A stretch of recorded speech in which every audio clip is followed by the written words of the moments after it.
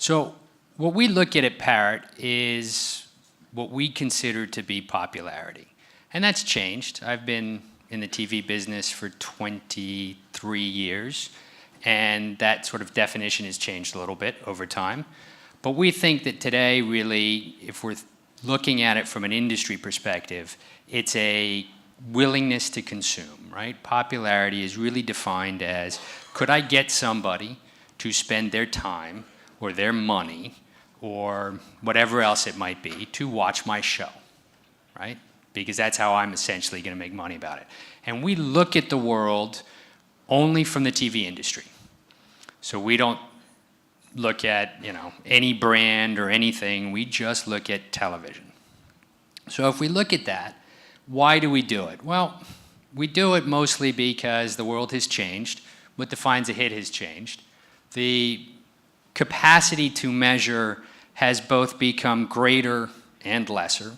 And what I mean by that is we can now measure more and more data points in the world, we and the industry as a whole, but our traditional metrics are less and less accurate at what we're trying to understand, right? A panel base of a few thousand people extrapolated to 30, 40, 50, 100 million is probably not as good as it might have been. So, what do we look at? Well, we look at TV, but we think of TV as every show being its own unique, existing, kind of DNA-based thing, for lack of a better word. And what I mean by that is that within each show, right, you have a background. You have, where was it made? Who made it? Who's in it? Is it a reboot? Is it a remake? Is it from some other kind of IP? Is it a format that's been repurposed? Whatever it might be. And each one of those points, each one of those individual genes makes up a TV show. So we start from that premise. So for every show that we track in our system, we have a genome. And for some shows that have been around for a long time and a lot of episodes, we'll have lots and lots of DNA for it, right? We'll have 150 episodes worth of stuff underlying what we're tracking. So that's what we're looking at. Once you have that, you can start to understand how the external things impact it. And by externalities or an exposome, we mean, what's the release strategy? Is it all at once? Is it serial? Has it won any awards? What's the cast? What are the trends? What's the platform that it's on, right? Is it on a broadcast? Is it on a public service broadcaster? Is it OTT only? All of these things also impact the popularity. And within that, then we can begin to sort of pinpoint with the fragmentation. We can look at this and something that might have sort of scared us a while ago. Now we look at it and we go, you know what, it doesn't matter to us where it's viewed or how it's engaged, because we can actually now begin to see all of the points behind it. And so we look at, as a company, the fan and the critic sites and the downloading and streaming sites, and we have a particular capability in tracking peer-to-peer streaming and downloading and all of the other sites. So what content's working in Asia? So from us and the way we look at it, these are the top 15 non-Chinese titles currently in Asia, and you can see by color, green is Japanese, red's Korean. You can see anime features quite a lot up there. These are the top 15 English language titles in Asia. Not surprisingly, Walking Dead, Game of Thrones are up there, as usual. Brooklyn Nine-Nine, I actually saw, is today the most popular title in Singapore for the last 24 hours. And that's great. But now that I have that genome and we can sort of do those top 10 lists, and those are very useful in comparative, I can actually start to use that genetic structure that we were talking about to begin to generate comparative performance prediction. What I mean by that is I can say, I'm going to pull out cast as one of the genomes. And I'm going to say, I'm going to produce a new Korean drama. And I want to know which one of 4 talent I should attach to it. So now I can look at the success and the popularity of each one of those 4 talent during the course of the first part of this year, first 7 months.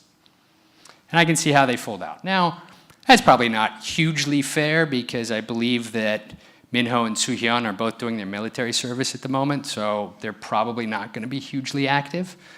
But nonetheless, I can see now if I want to choose one of these 4, which one to choose. And then I can start to understand and cross-reference that to the type of project. Or I can look at setting, right? And therefore differentiate between scripts and how I want to shoot something based on a script. So I could say, hey, I'm going to make a new romantic drama for China.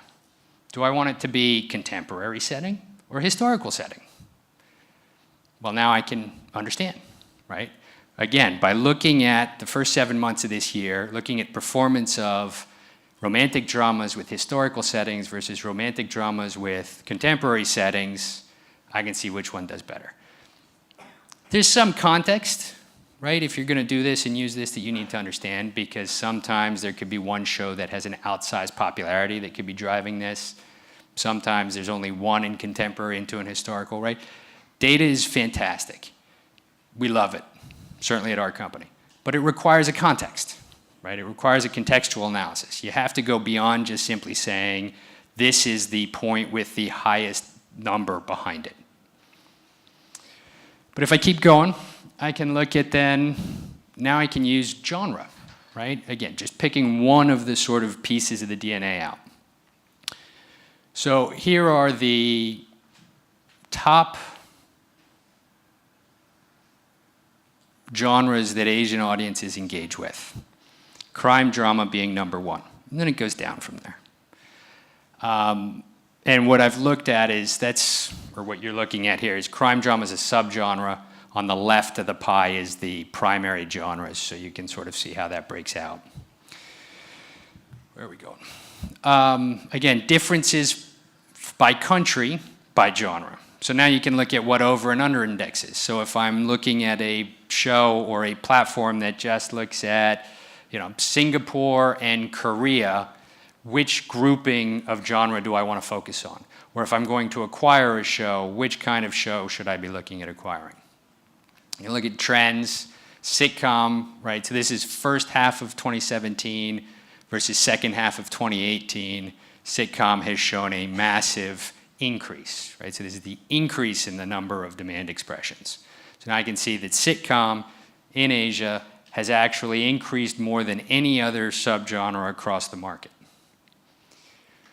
Then I can look at where does my content travel to? I'm making it here because I live here or I work here. This is where my business is, but where else can I sell it? What can I do with it? So this is Sacred Games. It's an Indian show, obviously. Does really well in India. But it actually also performs quite well in China, right? So maybe I should be looking to sell it there, to pitch it in there. Because I have internal and external factors, as I talked about, I can now start to attach averages. So I can look at the Indian title in this case Sacred Games versus all Indian titles and how they move across the markets. So you can see actually it over-indexes in Korea by comparison to Indian titles, but it under-indexes in a lot of the other markets. So now I can also begin to understand, my show's unique. It's not just your typical Indian show that should go to any Indian diaspora market, Malaysia or whatever you might think of. This is, now I can also look at distribution and how this happens. This is a Spanish show that was originally broadcast on linear in Spain. Netflix picked it up, and you can see what happens once Netflix picks it up. Right now, it suddenly has a global impact. It's got Netflix behind it. Netflix is doing promotion globally, whatever. You can see how it begins to move. I can look at multiple genes, right? So now I can start to correlate one gene against another gene against 2 or 3 others and see how that's playing. So this is Japanese anime versus non-Japanese anime, globally. It's not surprising that Japanese anime performs better than non-Japanese anime, but if you look, non-Japanese anime actually performs quite well. And again, I could build context and add some other things in here. And so those are a couple of the key kind of touch points. Really, I guess where I would leave it is that genres are unique, content is unique, platforms are unique, just like people. What most interests us is understanding how that impacts the business from beginning to end, from talent to platform to marketing, and how we can now begin as a business and as an industry to use that to really drive deeper and deeper into not guessing. In some states, and as I said at the beginning, having been doing this for a long time, we know, right? Essentially, you sort of know, oh, this is going to work. Well, why? Well, because I've been doing this a long time, and it's always worked before, and so I've got a pretty good shot.